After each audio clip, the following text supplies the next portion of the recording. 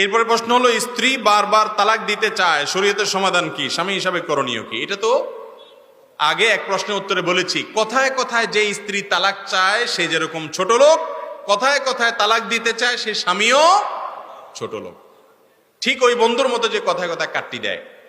নবী করিম সাল্লাল্লাহু আলাইহি সাল্লাম বলেছেন, আবগাদুল মুবাহ ইলাল্লাহি আত-তালাক। বিভিন্ন হাদিসের খোলাসায় দ্বারা এটি প্রমাণিত, আল্লাহর কাছে সবচেয়ে অপছন্দনীয় বৈধ কাজ হলো তালাক। স্বামী স্ত্রীর মধ্যকার সম্পর্ক ছিন্ন হয়ে যাক, আল্লাহ তাআলা চান না। আমার ব্যক্তিগত অভিজ্ঞতা হলো, বেশিরভাগ মানুষ তালাকের পরে, বিচ্ছেদের পরে 2 মাস পরে হোক আর 2 বছর পরে হোক আর 10 বছর পরে হোক, একটা সময় আয়সা আফসোস করে যে না রে, ভুল করছি, অনেক অসুবিধা ছিল, মনোমালিন্য ছিল, তারপরেও ঘর করা দরকার ছিল মিলেমিশে। কারণ পরের নৌকায় পায়ে দিয়া বুঝে না, আগেরটাই ভালো ছিল। কথা কি বুঝাতে পারছি? এজন্য কথায় কথায় তালাক চাওয়া এটা জায়েজ নয়। যে মহিলা কথায় কথায় তালাক চায়